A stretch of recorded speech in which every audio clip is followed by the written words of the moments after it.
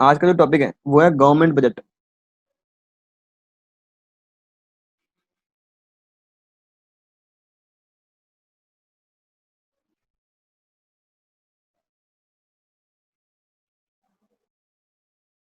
सबसे पहले government budget समझने से पहले समझेंगे बजट क्या है ये। इस वर्ड बजट का मतलब क्या है? एक स्टेटमेंट जो बताएगा estimated receipts and estimated expenditure, कि हम जो आने वाले समय में पैसा कमाने वाले हैं उसमें से कितना खर्चा करेंगे। Budget means a statement which shows estimated receipts and estimated expenditure. या फिर मैं बजट कहूं, बजट का मतलब एक ऐसा स्टेटमेंट जिसके अंदर मैं डिसाइड करूंगा कि मैं अपनी इनकम में से खर्चा किस किस जगह करूंगा। रिसीट्स को कह सकते हैं इनकम।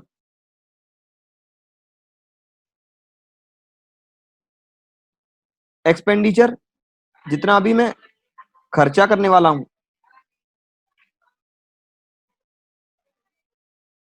गवर्नमेंट के कॉन्टेक्स्ट में इन दोनों को पढ़ना है। गवर्नमेंट के कॉन्टेक्स्ट में रिसीट्स, गवर्नमेंट के कॉन्टेक्स्ट में एक्सपेंडिचर। अब गवर्नमेंट बजट का मतलब एक ऐसा स्टेटमेंट जहां पर गवर्नमेंट आने वाले समय में कितना खर्चा करेगी अपनी इनकम में से, वो शो होगा। कि गवर्नमेंट आने वाले समय में कितना खर्चा करने वाली है अपनी इनकम में से, वो शो होगा। उसे बोलते हैं गवर्नमेंट बजट। बजट की पहले एक proper definition. Budget means estimation of expenditure over receipts. Budget का मतलब एस्टिमेशन है। Budget means estimation of expenditure over receipt, कि हम कितना खर्चा करेंगे अपनी रिसीट में से। और गवर्नमेंट बजट का मतलब एक ऐसा एस्टिमेशन या एक ऐसा स्टेटमेंट जहां पर गवर्नमेंट कितना खर्चा करेगी। Government budget means a statement which shows estimated expenditure over estimated receipt. Over estimated receipt which will be earn which will be earn in a fiscal year। Government आने वाले समय में आने वाले फिस्कल ईयर में, फिस्कल ईयर मतलब financial year, जो कि स्टार्ट होता है 1 अप्रैल से, खत्म होगा 31 मार्च को अगले साल। फाइनेंशियल ईयर की डेफिनेशन पहले डिस्कस कर चुके हैं। A year which start from 1 April and ends on 31 March of the next year. तो गवर्नमेंट इस फिस्कल ईयर में कितना पैसा जनरेट करेगी, कितना रिसीट, कितनी इनकम जनरेट करेगी, और उस इनकम को खर्च किस किस जगह करेगी, ये गवर्नमेंट अपने एक स्टेटमेंट में डिस्क्लोज करती है, जिसे नाम दिया गया है गवर्नमेंट बजट का। Government budget means estimation of expenditure over estimated receipts which will be earned during a fiscal year।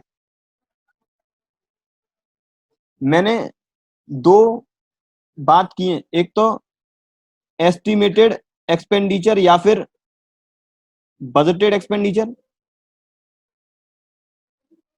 और बजटेड रिसीट्स।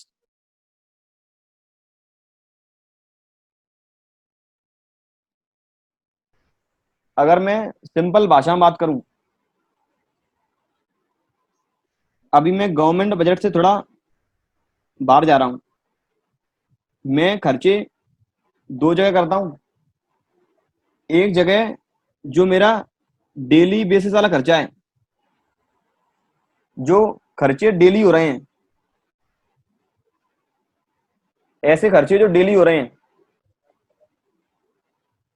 और एक खर्चा है जो कभी कभार होते हैं, या फिर अदर देन डेली नेचर वाले।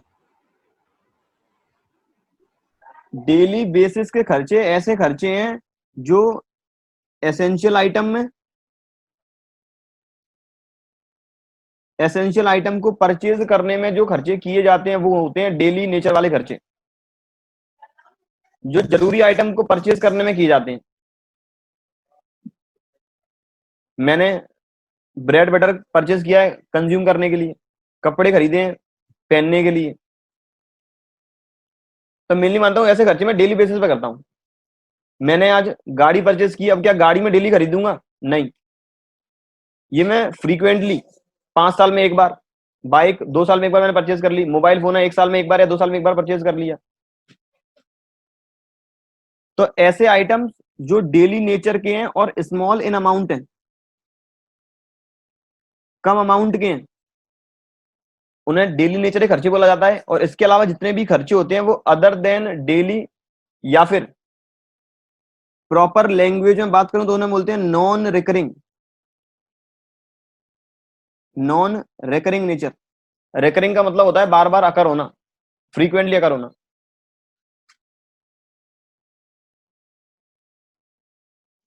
इसीलिए खर्चे को दो पार्ट में डिवाइड किया गया है, इसीलिए खर्चे को दो पार्ट में डिवाइड किया गया है। एक तो है रेवेन्यू एक्सपेंडिचर और दूसरा है कैपिटल। एक खर्चा है रेवेन्यू, दूसरा खर्चा है कैपिटल। ऐसे खर्चे जो बार बार अकर होते हैं, बार बार अकर होते हैं, या फिर मैं कह सकता हूं ऐसे खर्चे जो मुझे बेनिफिट देते हैं केवल 1 साल तक, which gives benefit to us only for 1 year, उन्हें बोलते हैं रेवेन्यू एक्सपेंडिचर। और ऐसे खर्चे जो मुझे लॉन्ग टर्म में बेनिफिट देंगे, जो बेनिफिट देंगे लॉन्ग टर्म में, और जो नॉन रिकरिंग नेचर के हैं। अभी वापस बोल दूं, मैं अभी भी गवर्नमेंट बजट चैप्टर के बाहर हूं, मैं अभी भी गवर्नमेंट चैप्टर के बाहर हूं, मैं अभी नॉर्मल डिस्कस कर रहा हूं एक्सपेंडिचर के बारे में। रेवेन्यू एक्सपेंडिचर ऐसे खर्चे जो डेली बेसिस पर होते हैं, जिनका बेनिफिट अधिकतम 1 साल तक मिलता है। कैपिटल एक्सपेंडिचर जो कभी कभार होंगे, नॉन रिकरिंग नेचर के हैं और जिनका बेनिफिट है लॉन्ग टर्म, वो कैपिटल एक्सपेंडिचर है। मैंने अभी जो एग्जांपल लिया था ये मैंने बात की थी अपनी हाउस होल्ड की। अगर मैं प्रोड्यूसर के कॉन्टेक्स्ट में जाऊं,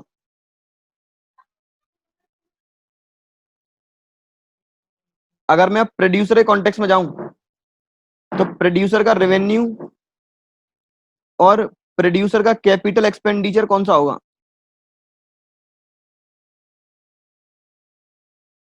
प्रोड्यूसर का पैसा खर्च किस किस जगह होता है? रेंट पेड करने में, सैलरी पेड करने में, और ऑफिस के मेंटेनेंस में, फैक्ट्री के मेंटेनेंस में। ऐसे खर्चे जो फ्रीक्वेंटली होंगे, बार बार होंगे। रेंट है, हर बार हमें पेड करना पड़ेगा, हर महीने पेड करना पड़ेगा। सैलरी है, हर महीने पेड करनी पड़ेगी। मेंटेनेंस एक्सपेंस है, हर महीने पेड करने पड़ेंगे। तो ऐसे खर्चे जो हमें बार बार पेड करने पड़ेंगे, रेवेन्यू है, कभी कभार पेड करेंगे कैपिटल है। प्रोड्यूसर ने मशीनरी परचेज की है, प्रोड्यूसर ने जमीन परचेज की है, लैंड एंड बिल्डिंग एक्वायर किया है प्रोड्यूसर ने। ये बात थी प्रोड्यूसर के कॉन्टेक्स्ट में। अब मैं थोड़ा गवर्नमेंट के कॉन्टेक्स्ट में आ जाऊं।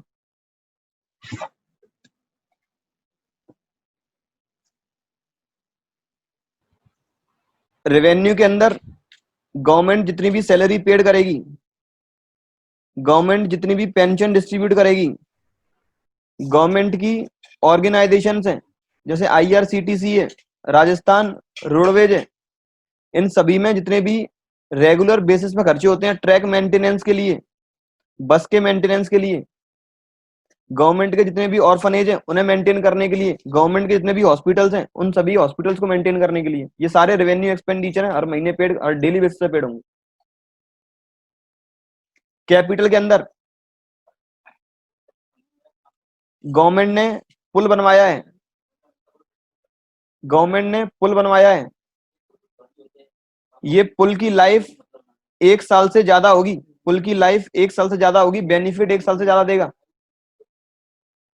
इसका मतलब जितने भी इंफ्रास्ट्रक्चर डेवलपमेंट होंगे, जितने भी इंफ्रास्ट्रक्चरल डेवलपमेंट होंगे, जितने भी इंफ्रास्ट्रक्चरल डेवलपमेंट है वो इसके अंदर आएंगे। इसके अलावा गवर्नमेंट की जितनी भी ऑर्गेनाइजेशंस हैं उनके अंदर जितनी भी प्लांट एंड मशीनरी होगी, गवर्नमेंट जितने भी लोन सैंक्शन करेगी, लोन, वो सभी कैपिटल एक्सपेंडिचर के अंदर आएंगे। ये गवर्नमेंट के खर्चे 2 कैटेगरी में डिवाइड हो गए। Number 1 is revenue, number 2 is capital. अब मैं आ जाता हूं गवर्नमेंट बजट वाले चैप्टर में।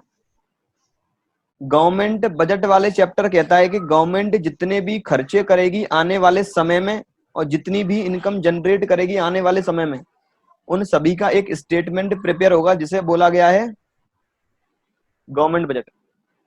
और वो खर्चा होगा एक फिस्कल ईयर के दौरान, इनकम जनरेट करेंगे फिस्कल ईयर के दौरान।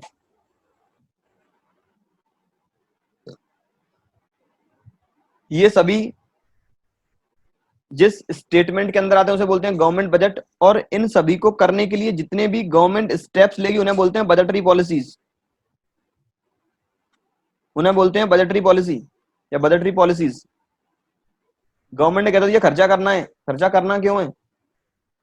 गवर्नमेंट खर्चा क्यों कर रही है, हॉस्पिटल क्यों बनवा रही है? ताकि इंडिया की ग्रोथ हो। नई नई इंडस्ट्री ओपन क्यों हो रही है? ताकि लोगों को एम्प्लॉयमेंट अपॉर्चुनिटी प्रोवाइड हो। तो इसका मतलब बजटरी एक्सपेंडिचर और बजटरी रिसीट्स कितने कितने होगा आने वाले टाइम में, उसे बोलेंगे गवर्नमेंट बजट। और वो कैसे खर्चा करेंगे, खर्चा करने का ऑब्जेक्टिव क्या है, रिसीट्स कैसे अर्न करेंगे, उन सभी पॉलिसीज को बोलेंगे बजटरी पॉलिसीज। अब बात करें गवर्नमेंट बजट के ऑब्जेक्टिव। गवर्नमेंट बजट लाती क्यों है, गवर्नमेंट बजट के ऑब्जेक्टिव क्या क्या है? पहला जो ऑब्जेक्टिव है वो है जीडीपी ग्रोथ। जीडीपी का मतलब होता है जितने भी वैल्यू के गुड्स एंड सर्विसेज प्रोड्यूस किए गए हैं एक डोमेस्टिक बाउंड्री के अंदर एक समय अवधि के दौरान, market value of goods and services produced with in a domestic boundary of a country during an accounting year, उसे बोलते हैं जीडीपी। गवर्नमेंट चाहती है जीडीपी की ग्रोथ हो। जीडीपी ग्रोथ का मतलब अल्टीमेट गुड्स एंड सर्विसेज ज्यादा बने कंट्री के अंदर, गुड्स एंड सर्विसेज ज्यादा प्रोड्यूस हो। अब गुड्स एंड सर्विसेज प्रोड्यूस करने के लिए गवर्नमेंट को 2 डेवलपमेंट करवाने पड़ेंगे। गुड्स एंड सर्विसेज प्रोड्यूस करने के लिए गवर्नमेंट को 2 तरह के डेवलपमेंट जरूरत है, 2 स्टेप लेने पड़ेंगे। पहला तो स्टेप है इंफ्रास्ट्रक्चरल डेवलपमेंट, इंफ्रास्ट्रक्चरल डेवलपमेंट। और दूसरा है प्राइवेटाइजेशन।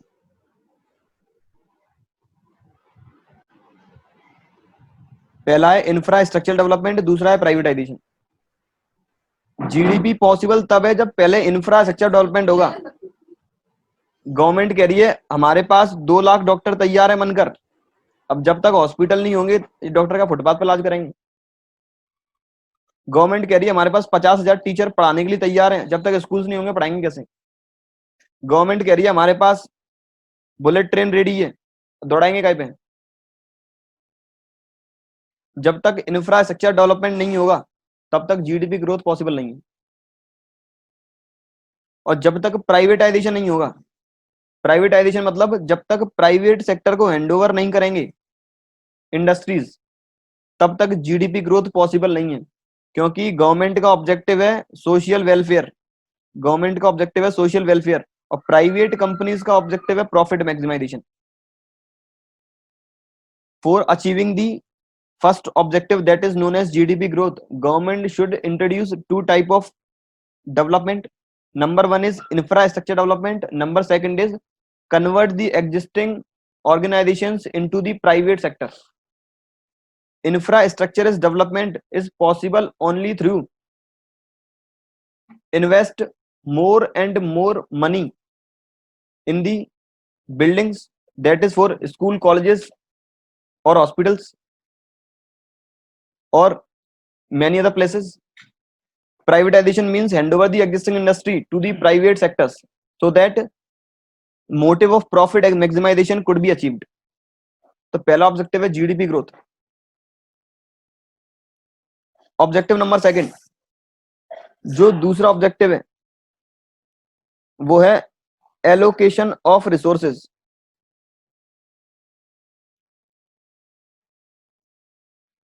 दूसरा है एलोकेशन ऑफ रिसोर्सेज.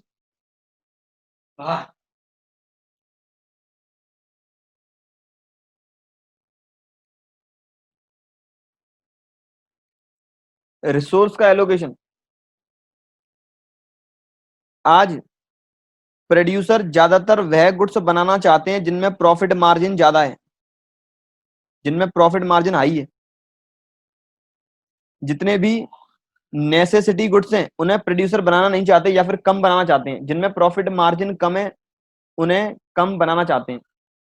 तो इसका मतलब जो रिसोर्स जो प्रोड्यूसर बनाना चाहता है महंगे गुड्स हैं वो, क्योंकि उसमें प्रॉफिट मार्जिन ज्यादा है. एयर कंडीशनर है, प्रॉफिट मार्जिन ज्यादा है. इसको बनाने के लिए रिसोर्स भी बहुत सारे यूज होते हैं. इसको बनाने के लिए रिसोर्स भी बहुत यूज होते हैं. टोबैको प्रोडक्ट्स है,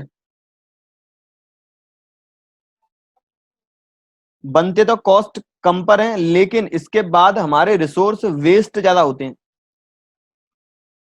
गवर्नमेंट कुछ ऐसा स्टेप लेना चाहती है कि जो रिसोर्सेज का जो एग्जिस्टिंग रिसोर्सेज है उनका एलोकेशन, उनका यूटिलाइजेशन प्रॉपर हो सके. जितने भी एग्जिस्टिंग रिसोर्सेज हैं उनका यूटिलाइजेशन प्रॉपर हो सके. गवर्नमेंट कुछ ऐसे स्टेप लेना चाहती है. अभी पॉसिबल कैसे है? ये पॉसिबल तब हो पाएगा जब गवर्नमेंट एक एडिक्वेट पॉलिसी लेकर आए. गवर्नमेंट पॉलिसी लेकर आई जो गुड्स हाई वैल्यू के हैं या फिर लग्जरी आइटम है या फिर जिनमें रिसोर्सेज ज्यादा कंज्यूम होते हैं. एक काम करो, इस पर एक टैक्स रेट ज्यादा लगाओ. टैक्स रेट मतलब इस पर जीएसटी की रेट बढ़ा दो. इस पर जीएसटी की रेट बढ़ा दो. और जो भी लो वैल्यू के गुड्स हैं, जितने भी नेसेसिटी गुड्स हैं जिनमें रिसोर्सेज कम यूटिलाइज होते हैं, इनमें काम करो टैक्स की रेट कम रखो. जितने भी एसेंशियल आइटम है खाने पीने के, उन पे मोस्ट ऑफ दी आइटम्स पे रेट होगी या तो 0 या होगी 5% जीएसटी की.